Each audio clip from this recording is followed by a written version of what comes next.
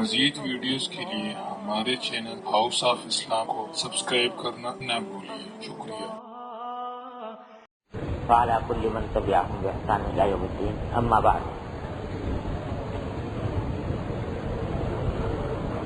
پہلے تو دو باتیں عرض کر دوں۔ ایک تو یہ کہ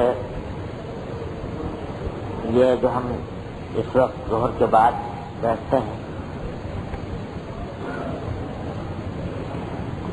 اور حضرت والا کے ملفوظات پڑھتے ہیں، اس میں شرکت انشاءاللہ اللہ تعالیٰ کی رحمت سے امید ہے کہ دنیا و آخرت کے لحاظ سے مفید ہے، لیکن میں نے یہ دیکھا کہ بعض کو حضرات بھی اس میں شریک ہو جاتے ہیں جو اس وقت دفتر میں ان کو کام کرنا چاہیے، یعنی ان کے دفتر کے کام کا وقت، تو ان کے لیے شریک ہونا درست نہیں۔ ان کے دفتر کے کام کا وقت ہے، وہ وقت ان کا بکا ہوا ہے اور وہ وقت ان کا دارالعلوم کے کام میں مصروف ہے، تو اس کو چھوڑ کر کسی واعظ کی تقریر کی مجلس میں شامل ہونا ان کے لیے جائز نہیں۔ لہذا دفتر کے جو حضرات جن کے کام کا وقت ہو وہ اس میں شریک نہ ہوا کریں۔ بعض مرتبہ مجھے بیٹھے نظر آ جاتے ہیں، یہ بات مناسب نہیں، اور اگر کسی کو ایسا کرنا ہو تو اس کی پیشگی اجازت لے انتظامیہ سے، اس کے بغیر شریک ہونا درست نہیں ہوگا۔ دوسری بات یہ کہ خواتین کی طرف سے متعدد خواتین کی طرف سے یہ فرمائش آئی کہ بڑا لاؤڈ اسپیکر کھول دیا جائے تاکہ ان کو بھی آواز پہنچ جایا کرے، اور ایک دن ایسا کیا بھی گیا، لیکن ہمارے استاد حضرت ناظم صاحب مدد العالی نے پھر منع فرمایا، اور منع فرمانے کی وجہ یہ کہ اس وقت ہو سکتا ہے کوئی اللہ کا بندہ آرام کرنا چاہتا ہوں اور اس کی آرام میں اس کے الرٹ کی آواز سے خلل واقع ہو، تو خواتین کا واعظ کو سننا یہ ایک منفعت ہے، ایک فائدہ ہے، اور کسی آدمی کو تکلیف پہنچنا یہ ایک مضرت ہے، تو دفع مضرت مقدم ہے جلب منفعت سے۔ اور یہ اصول دین کا یاد رکھنا چاہیے کہ گناہ سے بچنا اور کسی آدمی کو اپنی ذات سے تکلیف پہنچانے سے احتراز، یہ مقدم ہے ہزاروں نفلوں اور تسبیحات اور اذکار پر۔ آدمی یہ سوچے کہ میں ذکر کر رہا ہوں، تسبیح کر رہا ہوں، نوافل پڑھ رہا ہوں، مستحبات اور فضیلت والے اعمال کر رہا ہوں، تو اگر کسی کو تکلیف ایک آدھ کو پہنچ بھی گئی احتمالاً تو کیا حرج ہے؟ یاد رکھو کہ اگر یہ نوافل نہ پڑھو، مستحبات جو ہے ان کو انجام نہ دو، تو کوئی مواخذہ نہیں انشاءاللہ آخرت۔ اللہ تعالیٰ تم سے یہ نہیں پوچھے گا کہ فلاں وقت نوافل کیوں نہیں پڑھی تھی، تسبیح تو نہیں کی تھی، ذکر تو نہیں کیا تھا، کیونکہ فرض نہیں، واجب نہیں۔ لیکن اگر کسی ایک انسان کو تکلیف پہنچ گئی اپنی ذات سے، تو اگر کسی انسان کو ایک انسان کو تکلیف پہنچ گئی تو یہ اس کا معاوضہ، اور معاوضہ بھی ایسا کہ تنہا توبہ سے معاف نہیں، تنہا توبہ سے معاف نہیں، جب تک کہ وہ صاحب حق معاف نہ کرے۔ تو ہمارے استاد نے اس بات سے منع فرمایا، تو یہ بات ہمیں زندگی کے ہر شعبے میں، ہر قدم پر یاد رکھنی چاہیے۔ دین نام رکھ لیا ہے آج کل صرف نماز روزے کا اور چند عبادات کا اور وضاحت کا، بس باقی جو معاشرت کے احکام ہیں، معاملات کے احکام ہیں، ان کو دین سے خارج کر دیں۔ ابھی میں آپ کو سناؤں، ابھی میں مدینہ منورہ میں تھا الحمدللہ کچھ دن چند روز پہلے، تو وہاں ویسے بھی رمضان میں بھی ہم معمول یہ رہتا ہے، اور وہاں تو خاص طور پر صبح رات کو عام طور سے لوگ سوتے نہیں ہیں، اور صبح کو عشاء کے بعد یا فجر کے بعد سوتے ہیں، تو رات میں اسی حساب سے آدمی جب سوتا ہے تو پھر وہ اشراق کے بعد سے لے کر 10، 11، 11، 11:30 بج جاتے ہیں، تو رات کے بجائے اس کو سونا ہوتا ہے۔ تو میں اشراق کے بعد لیٹ گیا اور 11 بجے تک خیال تھا سونے کا، اور طبیعت ایسی ہے کہ نیند ایک مرتبہ اگر غائب ہو جائے تو پھر دوسری مرتبہ آنا مشکل ہو جاتا ہے۔ تو اب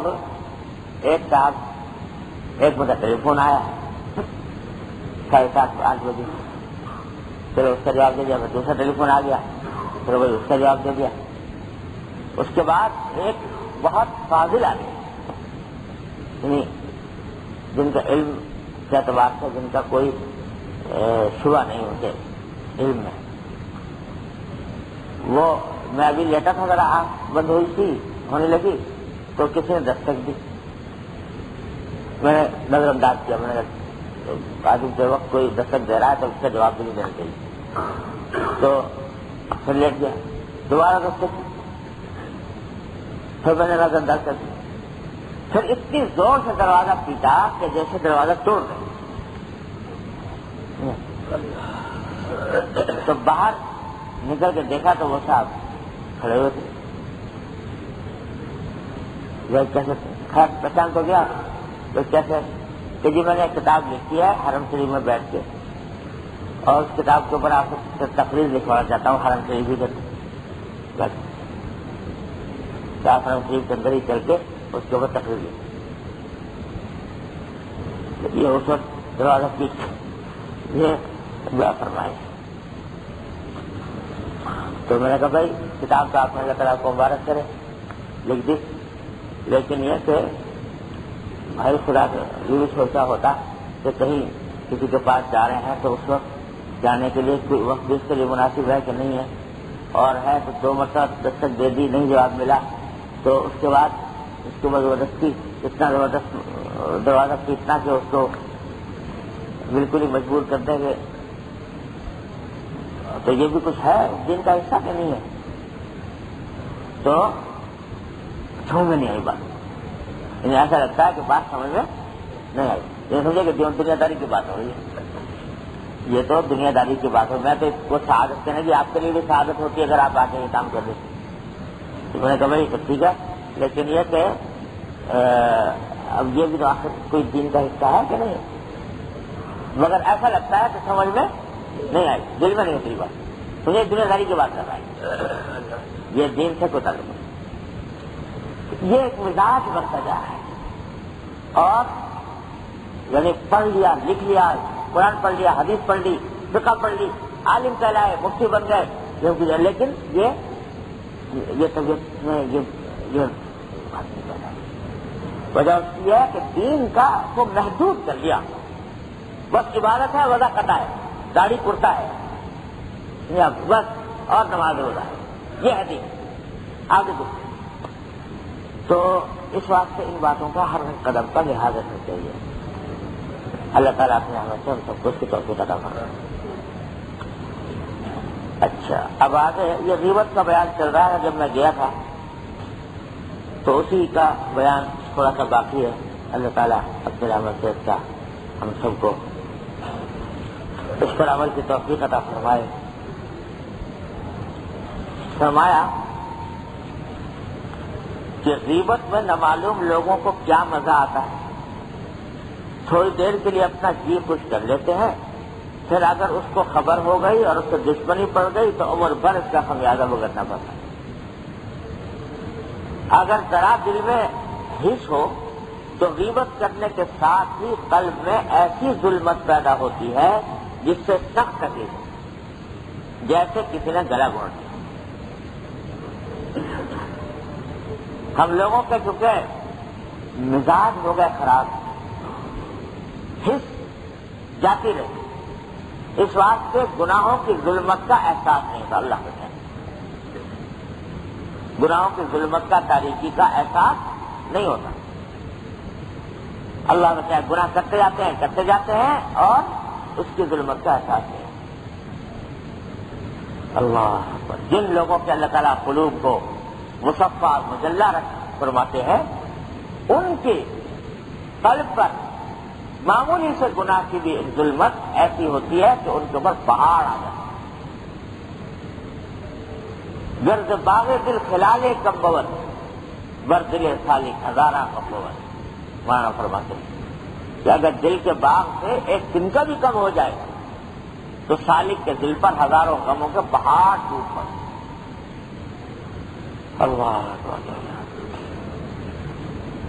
حضرت گنگوئی تو صلی اللہ تعالیٰ سے فرمایا کے بارے میں نے حضرت شہری صاحب رحمۃ اللہ علیہ کی کسی کتاب میں پڑھا تھا کہ ایک مرتبہ دیکھا تو بہت غمگین سے بیٹھے تھے، بہت جیسے کوئی طبیعت ایسی تھی جیسے کوئی بہت بڑا پہاڑ ٹوٹا ہوا ہے، غم تھا۔ تو ایک شاگرد نے جا کر پوچھا کہ حضرت چہرے پر بڑے غم کے آثار نظر آ رہے ہیں، خیریت تو ہے؟ اور تو فرمایا کچھ ہے بات، لوگوں نے خیال کیا کہ کیا بات، تو فرمانے لگے کہ دیوبند کا واقعہ ہے، دیوبند کا جلسہ ہو رہا تھا، اس کا دستار بندی تھا، تو فرمانے لگے کہ آج وہ جلسے کی کچھ ایسی مصروفیت رکھ گئی کہ ہم جو گئے آج نماز، تو نماز میں سورہ فاتحہ امام کے نہیں سن سکتے، ایسے وقت گئے جب سورہ فاتحہ ختم ہو چکی تھی، اور پھر فرمایا کہ پتہ نہیں کتنی مدت مجھے یاد نہیں کہ 30 سال یا 35 سال، 30-35 سال میں یہ پہلا واقعہ کہ نماز میں امام کی سورہ فاتحہ اب اندازہ لگائیں۔ سورہ فاتحہ نہ سن سکنے کے معنی یہ ہے کہ جلدی سورت سنی، رکوع میں شامل ہوئے، رکعت ملی، اور صحیح قول کے مطابق تکبیرہ اولیٰ میں شامل ہو گئے، تکبیرہ اولیٰ سے خالی نہ ہوئے، لیکن ایسے بیٹھے ہیں کم کی کہ سورہ فاتحہ نکل گئی۔ تو اب بتائیے ہم کتنے جماعتیں نکل رہی ہیں، اللہ بچائے، مصروف تو دن رات ہوتے ہیں، صبح سے لے کے شام تک ہر نماز میں، اور جماعتیں نکل رہی ہیں، مگر وہ احساس نہیں، اس کا ذرہ بھی نہیں، اس واسطے کہ بے حسی ہے۔ العیاذ باللہ، اللہ تعالیٰ اپنی رحمت سے دور فرما دیتے ہیں۔ تو حضرت جب اللہ تعالیٰ قلب کے اوپر اپنے انوار متجلی فرماتے ہیں تو اس میں ذرا سا نقطہ بھی لگ جائے، داغ بھی لگ جائے تو وہ پہاڑ بن جائے۔ تو جو حضرات حضرت صاحب فرمائی کہ ایک مرتبہ کہیں کوئی مشکوک لقمہ چلا گیا پیٹ میں، جس کے حلال حرام ہونے میں کچھ شک تھا، ایسا چلا گیا، فرمایا 1 مہینے تک اس کی ظلمت اپنے قلب میں محسوس کرتا رہا۔ تو ہم لوگوں کو حسی خراب ہے، مزاجی بگڑا ہوا ہے، اس واسطے کچھ پتہ نہیں چلتا، گناہ کر لیا، مکھی آئے اڑا دیا۔ حدیث میں اللہ بتایا جو آتا ہے کہ جیسے ناک میں مکھی بیٹھ جائے آدمی اڑا دیتا ہے، اس طریقے سے گناہ کر کے آدمی اگر تھوڑی بہت کچھ ملامت قلب میں پیدا ہوتی ہے تو اس کو اس طریقے سے اڑا دیتا ہے، فنا کر دیتا ہے۔ لیکن اللہ تعالیٰ اپنی رحمت سے ہمارے حس درست فرمائے، مزاج درست فرمائے۔ تو فرماتے ہیں کہ غیبت کے ساتھ ہی قلب میں ایسی ظلمت پیدا ہوتی ہے جس سے سخت تکلیف۔ تو سوچنا یہ چاہیے غیبت کو چھوڑنے کے لیے کہ بھئی اگر تھوڑا بہت وقت ہم نے خرچ کر بھی لیا اس غیبت کے اندر اور تھوڑا وقت مزہ آ بھی گیا، حاصل کیا اس کا نتیجہ کیا؟ کوئی فائدہ نہیں۔ آخرت میں تو اتنا بڑا گناہ ہم نے کما لیا، اور دنیا کے اندر یہ صورت ہے کہ اگر اس کی خبر ہو گئی اس شخص کو جس کی غیبت کی گئی، جو فلاں نے غیبت کی تھی، تو طبیعت میں جو اس کے کدورت دشمنی پیدا ہوگی، عداوت پیدا ہوگی، خدا جانے وہ کیا خمیازہ لے کر آئے۔ اور قاعدہ یہ ہے ایسے گناہوں کا، حقوق العباد والے گناہوں کا، غیبت کا ایسے گناہوں کا قاعدہ یہ ہے کہ جب آدمی ایک کام غلط کرے تو پھر اس کی پچ میں 10 غلط کام کرنے پڑتے ہیں۔ اگر اس کو پتا چل گیا تم نے میرے بارے میں یہ بات کہی تھی، اب یا تو اعتراف کرے کہ ہاں کہی تھی، اگر اعتراف کرے تو وہ مجرم بنے، تو نہیں جی میں تو یوں کہا تھا، اب اس کو تعویل کرے گا اور اس کو جھوٹ بولے گا کہ نہیں میں تو نہیں کہا تھا، یا کوئی تعویل کرے گا، غلط غلط بات کہے گا کہ میں نے تو یہ کہا تھا، ایسی تعویل کرے گا تو اس غیبت کے نتیجے میں جھوٹ بول۔ اب اگر اس کو پتا لگ گیا کہ یہ جھوٹ بول رہا ہے تو اور زیادہ طبیعت میں اس کی طرف سے اعراض پیدا ہوگا اور کدورت اور زیادہ آئے گی، دشمنی بڑھے گی، دشمنیاں پیدا کرے گی۔ تو ایسا کام کیوں کرے انسان کہ جس سے آدمی کی دشمنیاں پیدا ہوں اور عداوتیں پیدا ہوں، بغض پیدا ہو، اور جس کا کوئی فائدہ نہیں، ظلم طلب والعیاذ باللہ ہے۔ تو اس لیے فرماتا ہے یہ کام کرو۔ پھر ایک اعراض حضرت نے بتایا، کڑوا تو ہے مگر اللہ تعالیٰ اگر توفیق دے دے تو چند دن میں چھوٹ جائے غیبت کی بیماری۔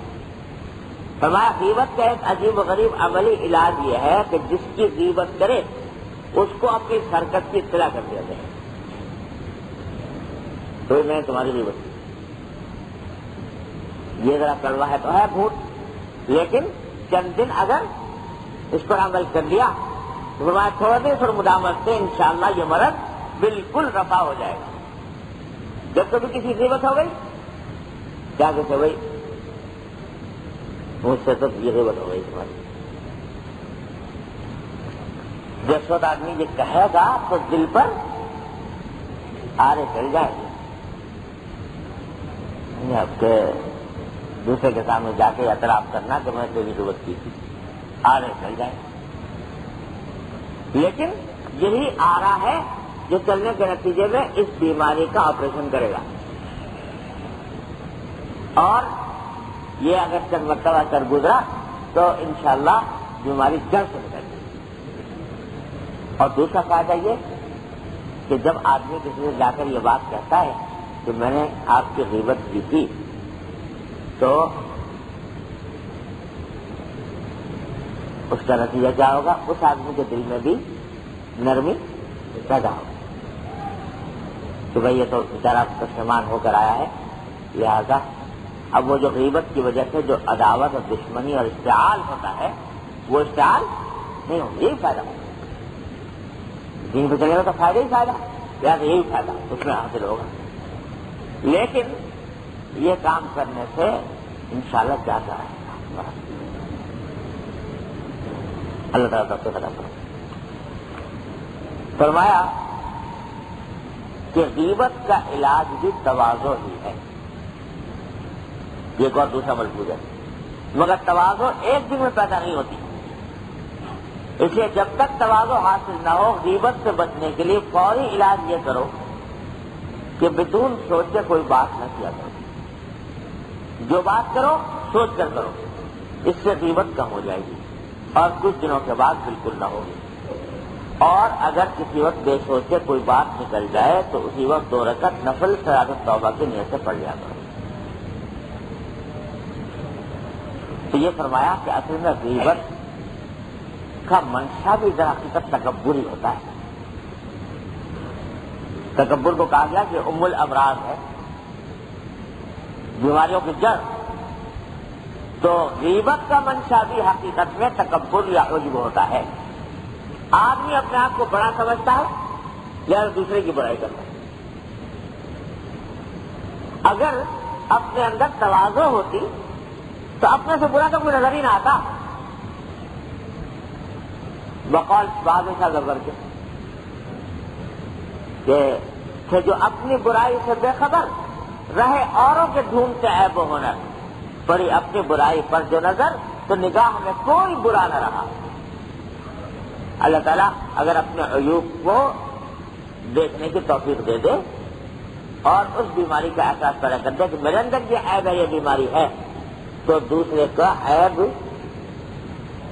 دیکھنے کی فرصت نہیں ملے گی. اپنی بیماری میں مبتلا ہے تو دوسرے کا آپ کیا سے دیکھے. اپنے پیٹ میں درد ہو رہا ہے، دوسرے کے نظر زکام کی کیا فکر کرے. تو اپنے عیوب کے اوپر جب انسان کی نگاہ ہوتی ہے، اور اسی کا نام ہے تواضع. تواضع کیا مانا ہے؟ کہ اپنے آپ کو کم سمجھنا، عیب دار سمجھنا، یہ تواضع ہے. کیا ہے؟ تو اگر یہ تواضع دل میں پیدا ہو تو غیبت کیسے کرے گا؟ برائی کسی کی کیسے بیان کرے گا؟ جب یہ اپنی بھی برائی، اپنے آپ کو جب برا سمجھ رہا ہے، سب سے برا سمجھ رہا ہے، تو اللہ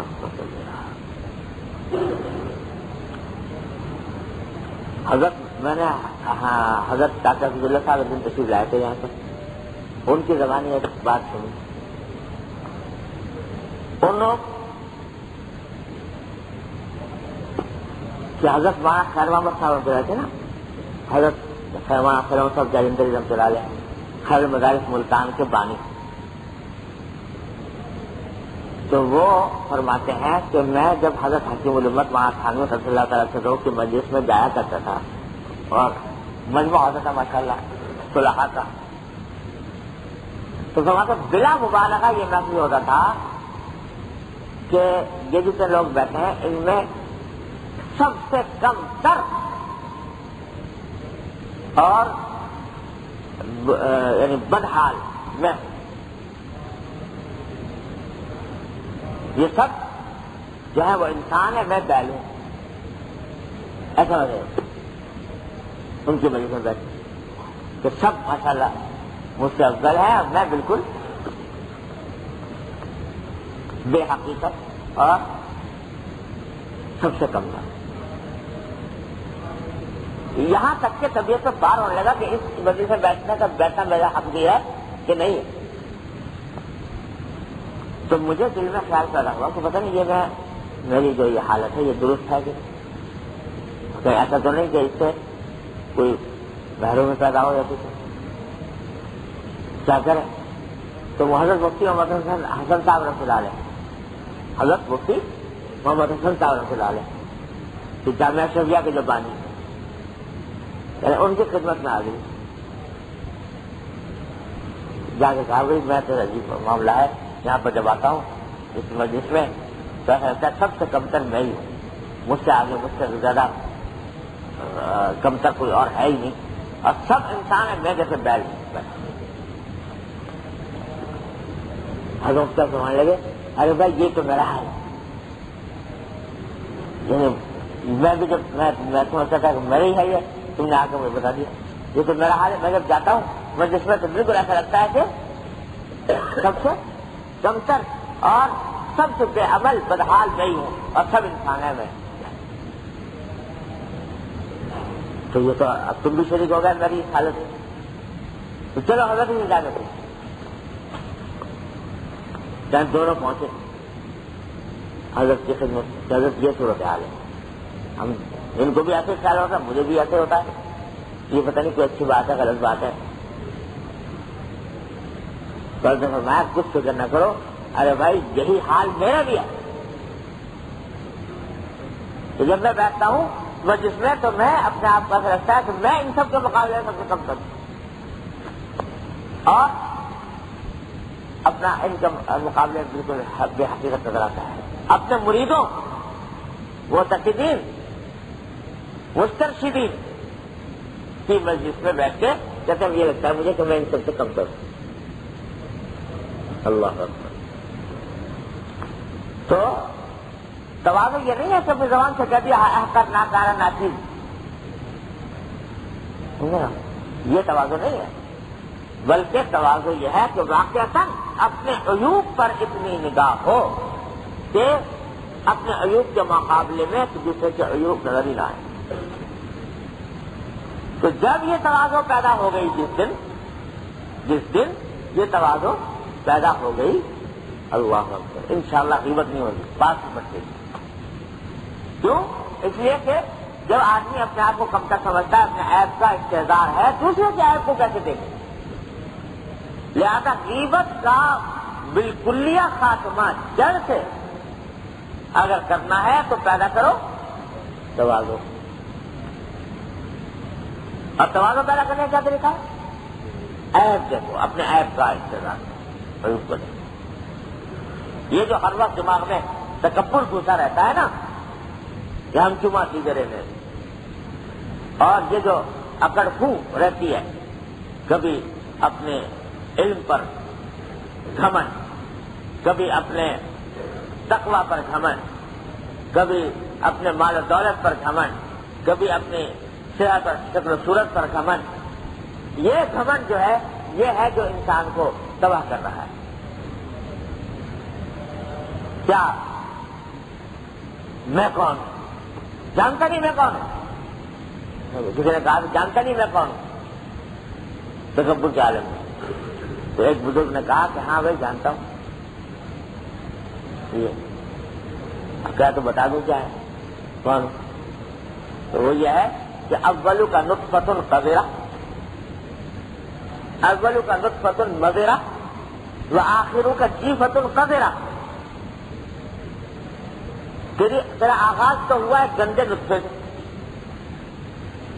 اور تیرا انجام ہونا ہے کہ تو بدبودار مردار ہو کے ہو جائے گا، کہ تیرے گھر والے بھی تجھے رکھنے کو تیار نہیں ہوں گے، ایسی بدبو اٹھے گی تیرے لیے. اور وہ انت فی ما بین ذلک تحمل العذرہ. اور یہ جو بیچ کا وقت ہے نا ولادت سے لے کے وفات تک کا، اس میں سب تو گندگی کے ٹوکرے اٹھائے کر رہا ہے. ذرا کا یہ کھال جو ہے نا یہ اللہ نے 70 عیوب بنا رکھی ہے. یہ ذرا سے کھال چھلے تو اندر نجاست ہی نجاست بھری ہوئی ہے. کہیں خون ہے، کہیں پیپ ہے، کہیں پیشاب ہے، کہیں پخانہ ہے، کہیں اور رسوبتیں ہیں، سب نجاست یہ اٹھا کر رہا ہے. تو یہ کیا کہتا ہے کہ میں کون؟ جانتا نہیں میں کون. تو یہ سب یہ جو خیالات ہیں تکبر کے، یہ ہیں جو انسان کو آمادہ کرتے ہیں غیبت پر. اگر انسان اور ساری باتیں جو حضرت نے بتائی نا علاج کی، یہ تو ہے کہ بھی آدمی استعداد کرے، اس کی برائی کا یہ کرے وہ کرے، یہ ہے علاج. لیکن اصل علاج یہ ہے جو تواضع پیدا کرے. جب تواضع پیدا کرے گا تو کبھی غیبت کسی کی انشاءاللہ ہوگی نہیں، سوائے اس کے کہ جہاں دینی ضرورت ہو تو وہ غیبت ہی نہیں، وہ جائز ہے. کسی کو نقصان سے بچانا ہے، بتائیں بھائی دیکھو بھائی اس معاملے سے اس آدمی ذرا ہوشیار رہنا، یہ کوئی غیبت ہے. تو اصل بات تواضع پیدا کرنا. اور بھائی تجربہ یہ ہے کہ تواضع نہیں پیدا ہوتی بغیر رگڑے کھائے ہوئے. دماغ میں اصل میں خناس ہوتا ہے انسان، اور خناس ایسا ہوتا ہے کہ وہ اپنی ہی رائے کو بالا سمجھتا ہے، جو اپنی سوچ کو یہ سمجھتا ہے کہ جو میں سوچ رہا ہوں وہ صحیح ہے، دوسرا جو سوچ رہا ہے وہ غلط ہے. جب تک اپنی اس سوچ کو، اپنی اس فکر کو کہیں جا کر فنا نہ کرے. فنا کس طرح کرے؟ کیونکہ میں سوچتا ہوں میں وہ غلط ہے، جو آپ کہتے ہیں وہ درست، چاہے مجھے کتنا ہی غلط لگ رہا ہو، برا لگ رہا ہو، دلیل کے خلاف معلوم ہو رہا ہو، وضاحت کے خلاف لگ رہا ہو. لیکن جب تک کہ آپ جو کہہ رہے ہیں وہ نہیں، وہی مانوں گا، چاہے مجھے کتنا ہی برا لگے، غلط معلوم ہو، دلیل کے خلاف معلوم ہو. جب تک اس طرح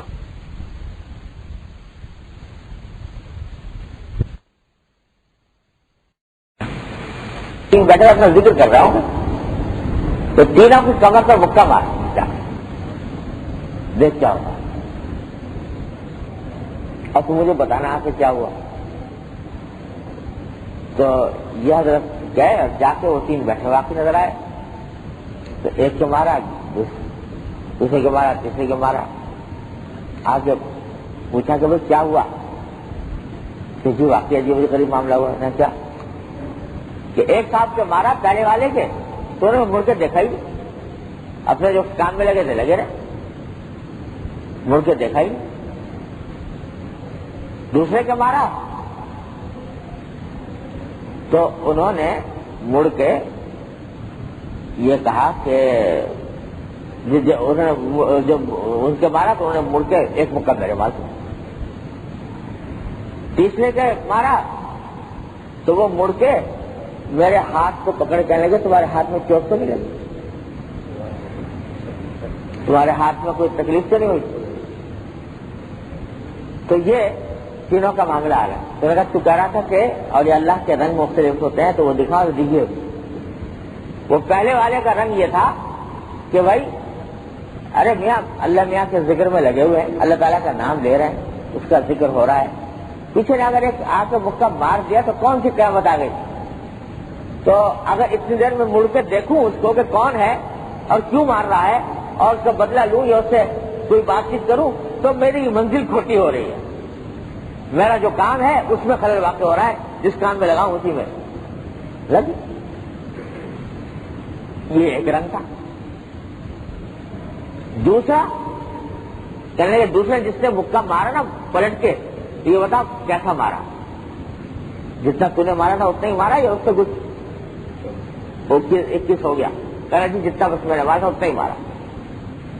کہا کہ دیکھیے دوسرا رنگ ہے کہ اللہ تعالیٰ نے بدلہ لینے کی اجازت دی, اور بدلہ لینا بعض اوقات یہ بھی شفقت ہوتی ہے اللہ والوں کی طرف. کیوں؟ اس واسطے کہ بعض اوقات اگر کسی اللہ والے کو ستایا جائے اور اس ستانے کے نتیجے میں وہ صبر کرے, اس صبر کا اللہ بچائے, صبر کا نتیجہ اس زیادتی کرنے والے کے حق میں بہت ہی خراب ہوتا ہے. الیاذ باللہ. اگر وہ صبر کر کے بیٹھ جائے نا, وہ بزرگ بدلہ لے تو بہتر ہے, دنیا میں بدلہ لے لے خود سے قدم, لیکن اگر صبر کر کے بیٹھ جائے وہ صبر پڑتا ہے اس آدمی کے اوپر, اور اللہ تبارک و تعالیٰ اس کو پھر اللہ بچائے بڑا خطرناک معاملہ ہو جاتا ہے. من عادى لي وليا فقد آذنته بالحرب. تو اس واسطے اس کو خطرہ ہو جاتا ہے. تو بدلہ لینا بھی ایک شفقت کی وجہ سے, کہ اگر بدلہ نہ لیا تو خدا نے اور کسی بلا میں مبتلا ہو, لہٰذا جتنا اس نے مارا اس نے مار دیا. اور تیسرے بزرگ جو تھے ان کو ان کا رنگ یہ تھا کہ بھائی ہمیں تو کیا لگی چوٹ, جس نے مارا تھا اسی کو کہیں کوئی تکلیف نہ پہنچ گئی ہماری کمر, تو اس واسطے اس کا سلا دیا. یہ عنوان مختلف ہے. تو خیر کہہ یہ رہا تھا کہ یہ جو غصہ آیا یا کدورت ہوئی یا تکبر پیدا ہوا, یہ کوئی گناہ نہیں. اس کے تقاضے پر عمل کرتے ہوئے حد سے تجاوز ہو گیا تو قابل مواخذہ. لہذا کہتے ہیں بھائی بہتر یہ ہے کہ اپنا خاموش بیٹھو اور معاف کرو, اجر بھی ملے گا اور اپنے آپ کو خطرے میں ڈالنے کی ضرورت بھی نہیں پہنچائے گی.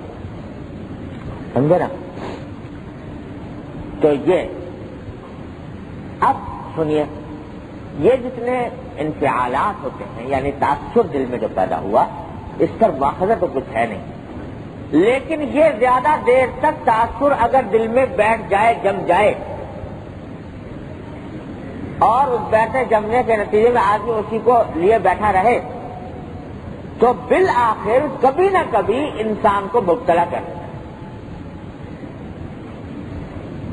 یہی معاملہ حسد کا ہے. یاد رکھو, حسد, ایک آدمی کو آپ نے بڑھتا چڑھتا دیکھا, دل میں یہ خیال پیدا ہوا کہ بھئی یہ تو آگے بڑھ گیا, ہم بڑھتے تو اچھا تھا, اس کے بجائے اس کے بعد پیسہ زیادہ آ گیا, اس کے بعد اس کا مکان زیادہ خوبصورت, اس کی گاڑی زیادہ اچھی, اس کی شہرت زیادہ, لوگ اس کے زیادہ قائل وغیرہ. تو اگر میں ہوتا اس کی جگہ تو یہ زیادہ مناسب تھا یا بہتر تھا، اور دل میں بلکہ خیال آ بھی گیا کہ یہ نعمت اس سے چھن جائے مجھے مل جائے، دل میں خیال آ گیا، غیر اختیاری طور پر دل میں خیال آ گیا کہ یہ نعمت اس سے چھن جائے مجھے مل جائے۔ اس حد تک بھی یہ حسد حرام نہیں، یاد رکھیں، دل میں اگر غیر اختیاری خیال آ رہا ہے۔ لیکن ہوتا یہ ہے کہ جب یہ خیال بیٹھ گیا دل میں تو اس بیٹھ جانے کے نتیجے میں کوئی نہ کوئی فعل ایسا سرزد ہو جاتا ہے جو اس کی بدخواہی پر مشتمل ہوتا ہے، دوسرے کی جس کی سیاست کرنا، یا تو دعائی کر لی یا اللہ میں یہ چھن جائے سے دولت، بدخواہی ہو گئی، یا کوئی ایسی تدبیر کر لی جس کے نتیجے میں اس سے وہ چھن جائے، یا اس کا ذکر ایسے انداز میں کر دیا کہ لوگوں کے دل میں اس کی بے وقاتی ہو، یا کوئی بھی ایسا کام کر لیا جس سے کہ اپنے اس جذبے کو تسکین دینا مقصود، تو یہ ہو گیا حرام کا ارتکاب۔ خیال کا آ جانا بذات خود حرام نہیں تھا، لیکن جب بیٹھ گیا، جم گیا اور اس کے مطابق عمل شروع کر دیا، یہ حرام ہو گیا۔ لہذا یہ فرماتے ہیں کہ یہ جو غیر اختیاری خیال دل میں آیا ہے، چاہے وہ حسد کا ہو یا تکبر کا ہو یا غصے کا ہو، اس کا بھی علاج ضروری ہے۔ اگر علاج نہیں کرو گے یہ تمہیں مار کھائے گا، یہ تمہیں کہیں نہ کہیں پٹ کھا دے گا، گرا دے گا۔ علاج کیا کرو؟ پہلے تو اس خیال کو برا سمجھو دل سے، یہ خیال جو مجھے آ رہا ہے یہ بہت غلط بات ہے، ایسا خیال نہیں آنا چاہیے، برا سمجھو اس خیال کو۔ یہ جو مجھے خیال آیا کہ فلاں سے نعمت چھن جائے مجھے مل جائے، یہ برا خیال ہے۔ یہ جو مجھے تکبر پیدا ہوا کہ وہ بہت برا آدمی ہے، تو یہ اچھی بات نہیں، اور اس کو استحضار کے لیے اپنے عیوب کا استحضار کرو کہ میرے اندر کیا ہے، اور حقیقت میں اس نے تو مجھے غیبت کرتے ہوئے کچھ نے کوئی ایک کلمہ کہا تھا، حقیقت میں تو میں اس سے زیادہ کا مستحق تھا، اس سے زیادہ برائی کا مستحق تھا، یہ خیال کرو، اور ساتھ میں دعا کرو۔ دعا کیا کرو کہ یا اللہ یہ جو مجھے دل میں خیال پیدا ہوا ہے، یہ میرا خیال جو ہے کہیں مجھے کسی ایسے فعل پر آمادہ نہ کر دے جو حرام ہو، جو گناہ ہو، اور میں ہلاک ہو جاؤں۔ یہ علاج اس طرح کرنا ضروری ہے۔ اگر اس طرح علاج نہیں کرو گے اور اس خیال کو چھوڑ دو گے اپنے حال پر، وہ جمتا جائے گا، بیٹھتا جائے گا، اور جمنے بیٹھنے کے نتیجے میں کسی نہ کسی دن تمہیں گناہ میں مبتلا کر دیں۔ تو بڑی باریک بات ہے کہ اصلاً تو غیر اختیاری ہے، اس لیے گناہ نہیں، لیکن علاج اس کا ضروری۔ وہ اگر بیٹھ گیا تو کسی وقت اختیاری گناہ پر مجبور کرے گا، لہذا اس کو کچلو اور اس کو برا سمجھو، دعا بھی کرو، اور حسد کے بعد میں وہ تدبیریں اختیار کرو کہ جو اس کے الٹ ہوں، تقاضائے حسد کے الٹ۔ دل تو چاہ رہا ہے کہ جس سے دل میں حسد ہے وہ ذلیل ہو، اور دعا دل پہ پتھر رکھ کے یہ مانگو یا اللہ اس کو عزت عطا فرما۔ دل تو چاہ رہا ہے کہ لوگ اس کی برائی کریں اور لوگوں کے نظروں میں یہ حقیر ہو، اور دل میں یہ دعا کرو کہ یا اللہ اپنی رحمت سے اس کو عوام کے اندر لوگوں کی نگاہوں میں مقبول بنا۔ حاسد کے دل پہ آرے چل جاتے ہیں یہ لفظ زبان سے نکالتے ہوئے، جب حسد کسی کا ہو اور یہ کہنا پڑے کہ اللہ اس کو مقبول عطا فرما، تو آرے چل جاتے ہیں، لیکن بس یہ آرے چلانا ہی علاج ہے اس بیماری کا۔ تو اسی طریقے سے یہ تکبر کا علاج ہے کہ اس کو برا سمجھے اور دعا کرے۔ پھر پڑھتا ہوں حضرت کی بات. فرمایا یہ دونوں کیفیتیں انفعال ہیں، اور انفعالات غیر اختیاری ہوتے ہیں، اور غیر اختیاری پر ذم اور اسم نہیں، یعنی مذمت نہیں اور گناہ نہیں. البتہ ان کے مقتضیات کہ اس کی غیبت کرنے لگے، اس کو ایذا پہنچانے لگے وغیرہ ذالک، یہ افعال ہیں اور افعال اختیاری ہوتے ہیں، اور ان میں سے بعض پر ذم اور اسم بھی ہوتا ہے. بس جب کیفیات انفعالیہ حادث ہوں، حادث ہونے کے معنی پیدا ہوں اور مطلب عارضی طور پر پیدا ہوں، تو ان کے مقتضیات فعلیہ پر عمل نہ کیا جائے، اور ان کے مطلب عمل کرتے ہوئے کوئی عمل ایسا نہ کرے جو حدود سے متجاوز ہو، اور ان کے ازالے کی دعا کی جائے، یا اللہ یہ دل سے میرے نکل جائے، تاکہ مفضی الی افعال نہ ہو جائیں، اور اپنے عیوب و ذنوب کا استحضار کیا جائے کہ بھائی اس کو میں کیا دیکھوں، میں کن عیوب میں مبتلا ہوں، میں کن گناہوں میں مبتلا ہوں، اس کا استحضار کرے، تاکہ اس کا جزم ہو جائے کہ میں اس شخص کی بدگوئی سے بھی زیادہ کا مستحق. اس نے تو مجھے خبیث کہا تھا، پتہ نہیں میں تو اخبثی ہوں.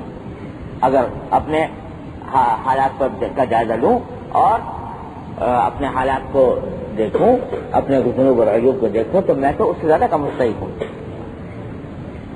اور افعال پر عقوبت کا بھی استحضار کیا جائے، یعنی یہ بھی دھیان کیا جائے کہ اگر یہ میرے دل میں جو تقدر ہے یہ آگے بڑھ کے کسی دن مجھ سے کوئی ایسا کام اس نے کرا لیا غیبت کا یا دوسرے کی بدخواہی کا کوئی کام مجھ سے کرا لیا، تو اس کے اوپر جو عذاب ہوگا مجھے اللہ جل جلالہ کی طرف سے، وہ عذاب کتنا تھا اس کا انتظار کرے، تاکہ داعیہ افعال کا مضمحل ہو جائے، تاکہ دل میں جو انسان کے یہ خیال آتا ہے کہ میں اس کو کے خلاف کوئی کام کر گزروں، اس کا داعیہ کمزور ہو جائے. فرماتے ہیں یہ کرو عمل، اور پھر ساتھ میں حضرت نے یہ بھی لکھا کہ 1 ہفتے کے بعد پھر اطلاع دی جائے، اس پہ عمل کریں، کیونکہ یہ تو معالج ہے نا، وہ دیکھتا ہے کہ اس دوا سے کتنا فائدہ ہوا. اگر فائدہ ہوا تو ٹھیک، نہیں تو کوئی دوسری دوا بھی تجویز، بعض اوقات اور کڑوی دینی پڑے گی، اس سے بھی کڑوی دوا دینی پڑ جاتی ہے. تو اس واسطے صرف ایک مرتبہ کہہ دینا کافی نہیں.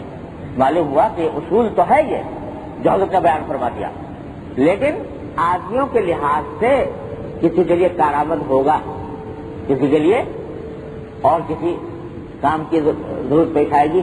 لہذا یہ نہ سمجھے آدمی کہ میں نے کتاب میں پڑھ لیا، علم مجھے حاصل ہو گیا، لہذا اب میں خود اس کے اوپر عمل کر لوں گا اور اپنے آپ کو بچا لوں گا، شیخ کی ضرورت ہی نہیں.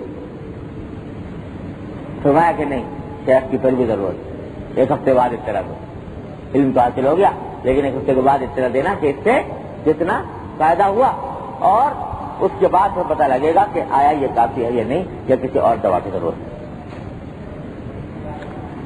لا الہ الا اللہ. ایک بات اور کر دی جائے تو لا الہ الا اللہ. چلو یہ کل پھر انشاءاللہ اللہ تعالیٰ سب کو ان کی توفیق عطا فرمائے. اللہم صلی علی سیدنا مولانا كما صليت على ابراهيم وعلى ال ابراهيم انك حميد مجيد. ربنا ظلمنا انفسنا وان لم تغفر لنا وترحمنا لنكونن من الخاسرين. ربنا آتنا في الدنيا حسنة وفي الآخرة حسنة وقنا عذاب النار. ربنا لا تؤاخذنا إن نسينا واخطأنا. ربنا ولا تحمل علينا إصرا كما حملته على الذين من قبلنا.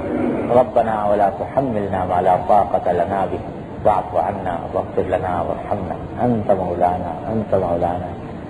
مولانا فانصرنا على القوم الكافرين. یا ارحم الراحمین اپنے فضل و کرم کی رحمت سے ہمارے تمام گناہوں کو معاف فرما. یا اللہ ہمارے اعمال و اخلاق کی اصلاح فرما. یا اللہ ہمیں سیدھے راستے پر چلنے کی توفیق عطا فرما. یا اللہ اپنے رحمت سے اپنے فضل و کرم سے ہمارے ظاہر و باطن کی اصلاح فرما.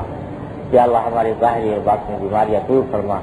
یا اللہ اپنے رحمت کے اتباع سنت کی توفیق عطا فرما. یا ارحم الراحمین اپنے فضل و کرم سے اپنے دین کی صحیح فہم عطا فرما. اس پر عمل کی توفیق عطا فرما. اس پر استقامت عطا فرما. اللهم انا نسألك من خير ما سألك من عبدك ونبيك محمد صلى الله عليه وسلم ونعوذ بك من شر ما استعاذ من عبدك ونبيك محمد صلی اللہ علیہ وسلم ربنا تقبل منا انك انت السميع العليم وتب علينا انك انت التواب الرحيم وصلى الله تعالى على خير خلقه محمد وآله وصحبه اجمعين آمين برحمتك يا رب. بسم الله الرحمن الرحيم. الحمد لله رب العالمين والصلاة والسلام على رسوله الكريم وعلى آله وصحبه اجمعين اما بعد.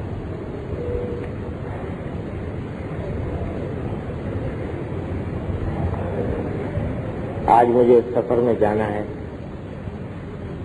انشاءاللہ حرمین شریفین کا سفر ہے، اور تقریباً ایک ہفتہ انشاءاللہ اس میں لگے گا. ایک ہفتے میں یہ سلسلہ موقوف رہے گا. سفر کی تیاری کی وجہ سے خیال تھا کہ آج چھٹی کر لیں، لیکن سوچا کہ کم از کم ایک بات ناغا سے بچنے کے لیے حسن امکان ہو جائے. اور جو مضمون چل رہا تھا اس کا تکمیلہ بھی اسی پر موقوف ہے، اس کی تکمیل موقوف ہے. اس میں حضرت حکیم علمت مولانا اشرف علی صاحب تھانوی رحمۃ اللہ علیہ نے فرمایا کہ اگر کسی کی غیبت ہو گئی تو استغفار کے ساتھ اس سے معافی مانگنے کی بھی ضرورت ہے، لیکن غیبت کی تفصیل اس کو بتلانا، اس کو ایذا دینا ہے. اس لیے اجمالاً یہ کہہ دینا کہ میرا کہا سنا معاف کر دو کافی ہے. اس کے ساتھ یہ بھی ضروری ہے کہ جن لوگوں کے سامنے غیبت کی تھی ان کے سامنے ان کی مدح و ثنا بھی کرو، اور پہلی بات کا غلط ہونا ثابت کرو. اور اگر وہ بات غلط نہ ہو، سچی ہو، تو یوں کہہ دو کہ بھائی اس بات پر اعتماد کر کے تم فلاں شخص سے بدگمان نہ ہونا، کیونکہ مجھے خود اس پر اعتماد نہیں رہا. یہ توریہ ہوگا، کیونکہ سچی بات پر بھی اعتماد قطعی بدون وحی کے نہیں ہو سکتا. اور اگر وہ شخص مر گیا ہو جس کی غیبت کی تھی، تو اب معاف کرانے کا طریقہ یہ ہے کہ اس کے لیے دعا اور استغفار کرتے رہو یہاں تک کہ دل گواہی دے دے کہ اب وہ تم سے راضی ہو گیا. یہ سوال بکثرت ہمارے دلوں میں پیدا ہوتا ہے اور ضرورت کا سوال ہے کہ غیبت ہے تو گناہ، حرام، ناجائز، لیکن اگر کبھی غیبت ہو گئی اور ہو جاتی ہے تو اس سے، اس کے عذاب سے، اس کے گناہ سے بچنے کا کیا راستہ ہے، اس کی معافی کا کیا راستہ ہے. تو حضرت نے یہاں اس کے معافی کا راستہ بیان فرمایا اور دو صورتیں الگ الگ بیان فرمائی. ایک صورت وہ ہے جبکہ غیبت ہوئی ہو کسی ایسے شخص کی جس کا انتقال ہو چکا، مر گیا، ایسے شخص کی غیبت، یا غیبت تو کی تھی زندگی میں اور معافی کا خیال آیا اس وقت جبکہ اس کا انتقال ہو چکا. تو وہاں تو دو چیزیں متعین ہیں، ایک تو استغفار اللہ تبارک و تعالیٰ سے کہ گناہ کا ارتکاب ہوا اس پر استغفار اور توبہ، اور دوسرے اس شخص کے لیے دعا کر جس کی غیبت ہوئی، اس کے لیے استغفار کر کہ اللہ اس کے گناہوں کو معاف فرما دیجیے، اس کی مغفرت فرما دیجیے، یا اللہ اس کو جنت عطا فرمائیے. اس کے حق میں دعا کرنا اور استغفار کرنا، اور اتنا کرنا، اتنی دعا کرنا کہ دل گواہی دے دے کہ انشاءاللہ اب وہ راضی ہو گیا ہوگا. اتنی مرتبہ کرے کہ دل گواہی دے دے کہ اس کے دل میں اگر میرے غیبت کرنے کی وجہ سے کوئی تکدر تھا تو اب وہ میرے اس دعا کرنے کے بعد وہ راضی ہو گیا ہوگا. اتنا کرنا، یہ تو ہے مرنے والے کی غیبت کا کہ انجام بد سے بچنے کا طریقہ. انشاءاللہ امید اللہ تعالیٰ کی رحمت سے کہ اللہ تعالیٰ معاف فرما دے. دوسرا وہ کہ جس کی غیبت کی گئی وہ زندہ ہے، تو چونکہ غیبت ایک ایسا گناہ ہے جس کا تعلق حقوق العباد سے ہے، بندے کا حق اس میں پامال کیا گیا، تو اس واسطے صرف استغفار اور توبہ کافی نہیں، بلکہ ضروری ہے کہ جس کا حق پامال کیا گیا اس سے معافی مانگی جائے۔ یہ بڑی ٹیڑھی چیز ہے کہ آدمی بیٹھ کے استغفار کر لے، توبہ کر لے، یہ تو آسان، لیکن جس کی غیبت کی تھی اس سے جا کر معافی مانگے اور کہے کہ بھائی مجھے معاف کر دو، یہ ہے۔ البتہ حضرت نے ایک سہولت بتلا دی کہ فرمایا کہ یہ کہنا کہ بھائی جا کے اس کو بتاؤ کہ میں نے تمہاری یہی غیبت کی تھی، پہلے یہ کہا تھا، تم کو یہ کہا تھا، یہ کہا تھا، تو پہلے بیچارے کو پتا بھی نہیں تھا، اب تمہارے کہنے سے ہو سکتا ہے کہ تمہارے اس کہنے سے اس کو تکلیف پہنچے، لہٰذا تفصیل بتانے کی ضرورت نہیں۔ اجمالاً اگر اتنا بھی کروا لے کہ بھائی میرا کہا سنا معاف کر دینا، تو وہ کہہ دے میں نے معاف کر دیا کہا سنا، تو انشاءاللہ اس سے بھی معافی ہوگی۔ تو حضرت خود فرماتے تھے، میں نے اپنے حضرت سے سنا کہ حضرت حکیم الامت مولانا تھانوی قدس اللہ تعالیٰ سے خود فرماتے تھے کہ جب کوئی مجھ سے یہ کہتا ہے کہ میں نے غیبت کی تھی تمہاری اور مجھے معاف کر دو، تو میں کہتا ہوں معاف تو ضرور کر دوں گا انشاءاللہ، لیکن مجھے بتاؤ کہ کیا کی، کیا غیبت کی، پہلے بتاؤ تو پھر معاف کروں گا۔ اور اس لیے کہ صاحب حق کو حق ہے تو یہ کہے کہ بھائی مجھے بتاؤ کہ کیا غیبت کی تھی، تو کہتے ہیں اس سے فائدہ یہ ہوتا ہے کہ بعض اوقات غیبت سچی ہوتی ہے، سچی ہوتی ہے، یعنی پہلے بتا چکے نا غیبت کے اندر غلط ہونا کوئی ضروری تو نہیں ہے نا کہ گناہ کہ غلط بات کہی ہو، سچی بات بھی ہوتی ہے اور اس سے اپنی غلطی کا پتہ لگ جاتا ہے، پہلی بات ہے یہ۔ دوسرا یہ کہ یہ ایک مستقل مسئلہ ہے اور اس سے بھی فائدہ پہنچتا ہے کہ کہتی ہے کہ اس کو خلق خدا غائبانہ کیا، کہ تمہارے بارے میں اللہ کی مخلوق کا غیر جانبدارانہ تبصرہ کیا ہے۔ جو لوگ تمہارے ارد گرد اکٹھے رہتے ہیں وہ تو تمہاری خوشامدی کرتے ہیں، تمہاری تعریف ہی کرتے ہیں، تمہیں اچھا ہی کہتے ہیں، کوئی ایسی بات کو نہیں کہتا کہ جس سے خیال ہو کہ اس کو دل دکھے گا، اس واسطے کوئی تمہاری غلطی بیان نہیں کرتا، لیکن پیٹھ پیچھے لوگ کیا سمجھتے ہیں تمہیں اور کیا خیال کرتے ہیں تمہارے بارے میں، کیا تصور رکھتے ہیں، اس کا علم ہو جانا بھی یہ مفید ہوتا ہے انسان کو۔ کس طرح کہ اگر سارے آدمی جو بیٹھے تعریف کر رہے ہیں تو آدمی کے دماغ میں بعض اوقات عجب آ جاتا ہے کہ سارے جو اتنے ساری مخلوق میرے پیچھے ہے، کچھ ہوں گا ہی آخر جو یہ میرے پیچھے پڑی ہوئی ہے، کوئی کچھ نہ کچھ میرے اندر کمال تو ہوگا جو اتنی ساری مخلوق، تو یہ عجب پیدا ہو جاتا ہے۔ اس کا علاج یہ ہے کہ پتہ چلے کہ جی جو تمہارے سامنے ہے وہ تو یہ کہتے ہیں ذرا ہم آفتابت، لیکن وہاں جو پیچھے رہنے والے ہیں وہ کیا کہتے ہیں اور ان کے دل میں تمہارے بارے میں کیا رائے ہے، یہ بات پتہ لگ جاتی ہے، تو اس سے آدمی کا عجب کا ازالہ ہوتا ہے۔ تو اس لیے فرماتے ہیں کہ میں یہ کہتا ہوں کہ بھائی ٹھیک ہے معاف تو کر دوں گا، لیکن پہلے مجھے بتاؤ کہ کیا غیبت کی، جب بتاؤ گے تو کر دوں گا انشاءاللہ معاف۔ خیر، لیکن فرماتے ہیں کہ معافی مانگنے والے کے لیے ضروری نہیں کہ وہ بتائے کہ میں نے فلاں غیبت کی تھی، بلکہ یہ کہا تو نہیں۔ دیکھو یہ جملہ بھی بڑے بزرگوں کا طے کیا ہوا جملہ ہے، بھائی ہمارا کہا سنا معاف کر دینا ہے، کہا سنا معاف کر دینا، یہ جملہ چلا آ رہا ہے بزرگوں سے، پتہ نہیں کہاں سے،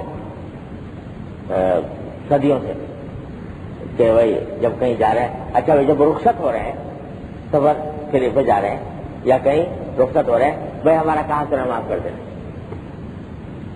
تو یہ بڑا حکیمانہ جملہ ہے، مختصر لیکن حکیمانہ اور جامع اور شامل، کہ میں نے اگر کوئی بات تم سے کہی اور وہ تمہارے لیے ناگواری کا سبب بنی، تو وہ معاف کر دینا. کسی اور سے کہیں غیبت بھی اس کے اندر آ گئی, تمہاری غیبت کی ہو تو وہ بھی معاف کر دینا. تمہارے کو سامنے کوئی ایسی بات کہی ہو جو تمہاری دل سکنے کے سبب ہوئی, وہ بھی معاف کر دینا. تو یہ جملہ بڑا حکیمانہ ہے اور بزرگوں نے یہ معمول تھا کہ جب دو آدمی جدا ہو رہے ہیں, اچھا بھائی خدا حافظ, بھائی کہاں سے معاف کرنا, تو وہی حساب صاف کر دیا جدا ہونے سے پہلے. تو وہی حضرت فرما رہے ہیں کہ اتنا کر لینا بھی کافی ہے, اور اگر وہ اس کو کہتے کہ ہاں بھائی معاف ہے تو انشاءاللہ معافی ہو گئی. تفصیل بتانے کی ضرورت اور یہ ہے, لیکن کس کس سے کریں. اب جب پہلے دھیان تھا نہیں اور خدا نے کس کس کی غیبت ہوئی, ان آدمیوں کی پہلی فہرست بنائے اور اس سے جا کر معافی مانگے. تو بھائی اگر ہمارے بھائی صاحب نے فرمایا کرتے تھے کہ بھائی اگر جنت لینی ہے تو جنت اتنی سستی نہیں ہے, یہ تھوڑا سا کام تو کرنا پڑے گا کہ جو اپنے متعلقین ہیں ان کی فہرست بناؤ اور فہرست بنا کر ان سے معافی مانگو. اجمالی ہی صحیح, بھائی تمہارا جو بھی حق مجھ سے بہت ہوا ہو للہ فلہ مجھے معاف کرو. حضرت ارے بھائی ہم کس شمار کتاب میں ہیں, حضور نبی کریم صلی اللہ علیہ وسلم مجمع عام میں کھڑے ہو کر, صحابہ کرام کا مجمع کھڑے ہو کر اس میں معافی مانگ رہے ہیں. تمہیں کسی کا حق رہ گیا ہو تو یا مجھ سے وصول کر لے, اور جسمانی حق ہو تو مجھ سے بدلہ لے لے, اور یا پھر معاف کر لے. حضور اقدس صلی اللہ علیہ وسلم مجمع عام میں کھڑے ہو, جتنے صحابہ کرام جیسے تعلق تھا سب, یہاں تک کہ ایک صحابی کھڑے ہو گئے. انہوں نے کہا رسول اللہ مجھے ایک دن آپ نے مارا تھا کمر پہ, تو اس کا وہ حق ہے میرا آپ کے لیے. حضور صلی اللہ علیہ وسلم نے فرمایا اگر میں نے مارا تھا تمہارے کمر پہ تو تمہیں حق ہے کہ میری کمر پہ مارو, تو آج مار لو. صحابی قریب آئے تو کہا یا رسول اللہ جب آپ نے مارا تھا تو میرے کمر پر کپڑا نہیں تھا اور آپ کے کمر مبارک پر کپڑا ہے. تو فرمایا کہ چلو کپڑا اٹھا دو.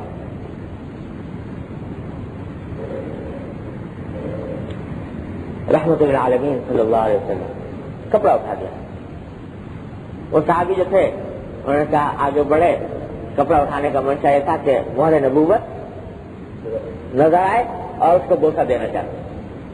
کپڑا اٹھایا, مہر نبوت کو بوسہ دیا, لیکن حضور اقدس صلی اللہ علیہ وسلم تیار تھے اس کام کے لیے کہ کوئی چھوٹا بھی آ کر مجھ سے بدلا لے. تو جب اللہ تبارک و تعالیٰ کا خوف دل میں ہو, آخرت کی فکر ہو, اللہ کے سامنے کھڑے ہونے کا احساس ہو, تو یہ ساری باتیں عزت اور ذلت, بڑوں کے لوگوں کے سامنے ذلت ہو جائے گی, ناک کٹ جائے گی, یہ سارے تصورات ایک ہو جاتے ہیں. یہ سب ہمارے نفس اور شیطان نے ہمارے دلوں میں یہ بت بنا رکھے ہیں کہ ہماری ناک کٹ جائے گی, ہماری بیٹی ہو جائے گی, ہماری ذلت ہو جائے گی, ہماری بے عزتی ہو جائے گی. ارے یہ بے عزتی, ہزار بے عزتیاں ہو جائیں, اللہ تبارک و تعالیٰ اپنی ناراضی سے بچا لے, اپنے غضب سے بچا لے. تو اس کے لیے کرنا پڑتا ہے. میرے والد والد صلی اللہ تعالیٰ سے اللہ تعالیٰ کے درجات بلند فرمائے, ہسپتال میں لیٹے ہوئے ہیں اور دل کا حملہ ہوا ہے. جب تک کچھ ہوش آیا تو پہلا کام مجھ سے فرمایا کہ بھائی میری طرف سے ایک میرے تمام متعلقین کو تحریر لکھ کے بھیج دو کہ جس کسی کا کوئی حق فوت ہوا ہو, کوئی غیبت ہوئی ہو کسی کی برائی کی ہو, کسی کے ساتھ کوئی معاملہ ہوا ہو, وہ یا اس سے بدلہ لے لے یا معاف کر دے. چنانچہ میں نے وہ تحریر لکھی اور وہ کچھ تلافی یا معافات کے نام سے شائع ہوئی. شائع کی البراغ میں شائع کی, اس کے پمفلٹ بنا کے لوگوں کے پاس جتنے متعلقین تھے ان کے پاس وہ بنا کر بھیجا, سب کے پاس.